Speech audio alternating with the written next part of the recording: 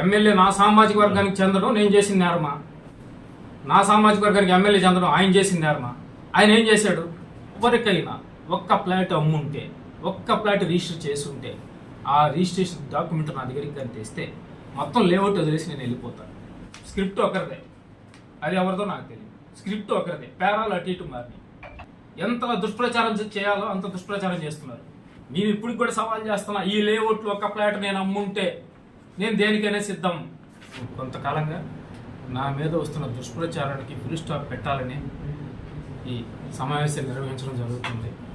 నేను ఆముదాలు దిన్నే అనే గ్రామంలో నుడా లేఅవుట్ వేస్తున్న క్రమంలో కొంతమంది నా పక్కన లేఅవుట్ వేస్తున్న ఒక వ్యక్తి కానీ ఇంకెవరైనా కానీ కొంతమంది నా మీద దుష్ప్రచారం చేయాలని తపనతో నిన్న శక్తి అనే పేపరు, తర్వాత జమీన్ రైతు అనే పేపర్లో వచ్చిన కథనాన్ని మీకు వినిపిస్తాను.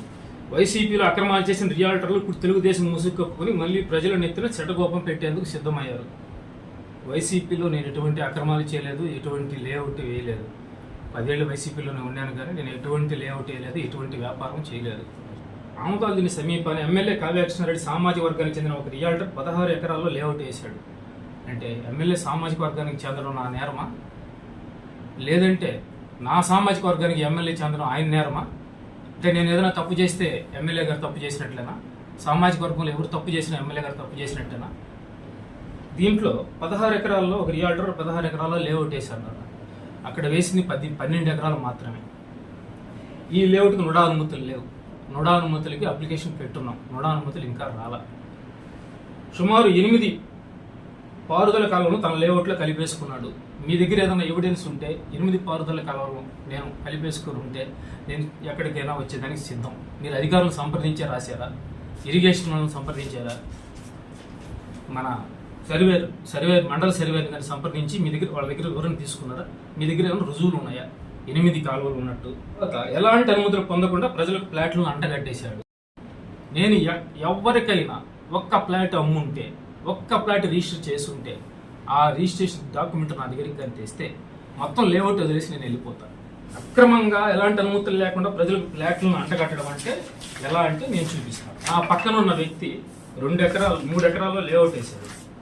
దానికి నుడా అనుమతులు లేవు, ఏమీ లేవు. 4 ప్లాట్లు అమ్మేశాడు, 6 ప్లాట్లు అమ్మాడు. 6 ప్లాట్లకు సంబంధించిన డాక్యుమెంట్లు, ప్లాట్ నెంబర్లు కూడా చెప్తాను.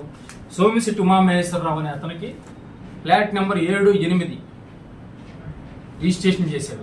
దీంట్లో మీరు ఎవరైనా సరే దీంట్లో ఎంత నీటి ఇరిగేషన్ కాలువ ఆక్రమించాడో, దీంట్లో ఎంత ఇరిగేషన్ కాలువ పక్కన బఫర్ జోన్ ఉంటుంది ఆక్రమించాడో మీరు తెలుసుకోండి.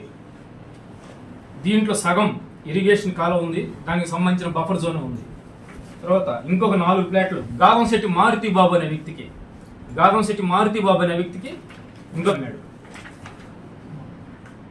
5, 6, 9, 10 నెంబర్లు గల 4 ప్లాట్లు అమ్మాడు. ఎట్లా అమ్మాడు? దీనికి నుడా అనుమతులు ఉన్నాయా? లేవు. నుడా అనుమతులు ఉంటే తీసుకురావచ్చు. నుడా అనుమతులు లేకుండానే గోకులకృష్ణ డెవలపర్స్ అనే పేరుతోటి లేఅవుట్ వేసి 6 ప్లాట్లు అనధికారికంగా అమ్మేసి సొమ్ము చేసుకున్నాడు.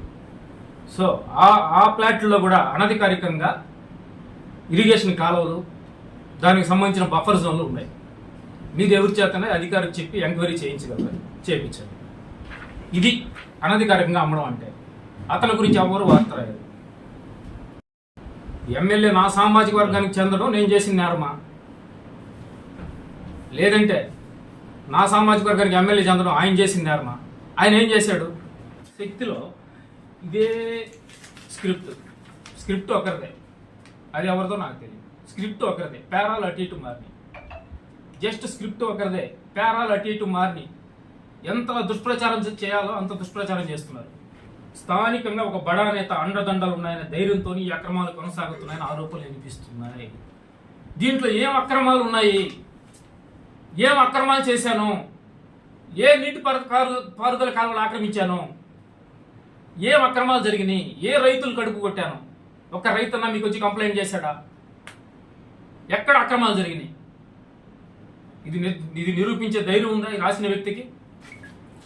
నాకు నుడా పర్మిషన్ లేదు, ఓకే నేను ఒప్పుకుంటా. ఇదేంటిది? నుడా పర్మిషన్ కోసం నేను పెట్టుకున్న అప్లికేషన్ 10,000 రూపాయలు చలానా కట్టాను.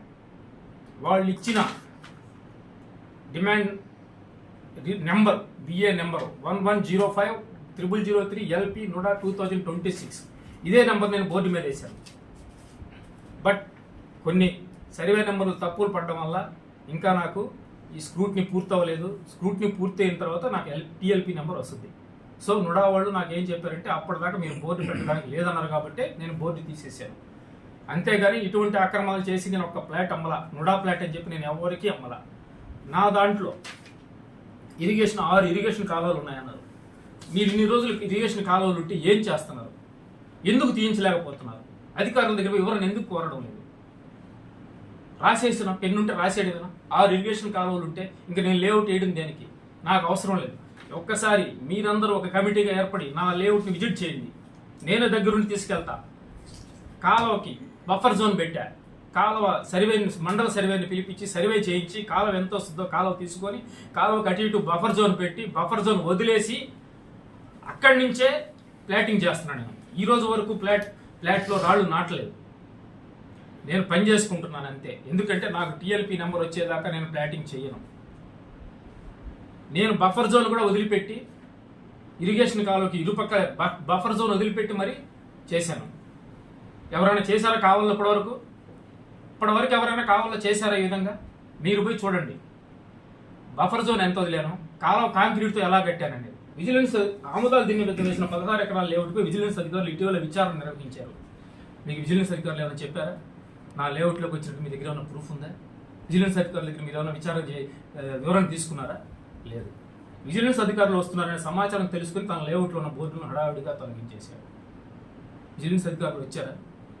వచ్చినట్టు నిరూపించండి. అధికారులు కూడా తూతూ మంత్రంగా తనిఖీలు నిర్వహించి చేతులు దులుపుకొని వెళ్ళిపోయారు. మళ్ళీ యథావిధిగా బోర్డులు వెలుస్తున్నాయి. ఇది ఇలా ఉండగా ఈ రియల్ ఎస్టేట్లో అక్రమాలను విచారించేందుకు విజిలెన్స్ అధికారులు రాగా వారికి స్థానిక తహసీల్దార్ సహకరించలేదని తెలిసింది. ఇదే మాట మీరు పోయి తహసీల్దార్ని అడగండి. ఆయన దగ్గరికి ఎవరు వచ్చారు? నా లేఅవుట్ గురించి విచారించడానికి విజిలెన్స్ అధికారులు వచ్చారా? ఆయన సహకరించలేదా? దాని గురించి మీరు అడగండి. నేను సహకరిస్తా.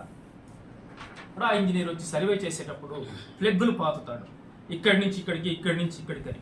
అంతేగాని పుల్లలు చూపించి నేనే ప్లాట్ అమ్మల. నేను ఇప్పుడు కూడా సవాల్ చేస్తున్నా, ఈ లేఅవుట్లో ఒక ప్లాట్ నేను అమ్ముంటే నేను దేనికైనా సిద్ధం.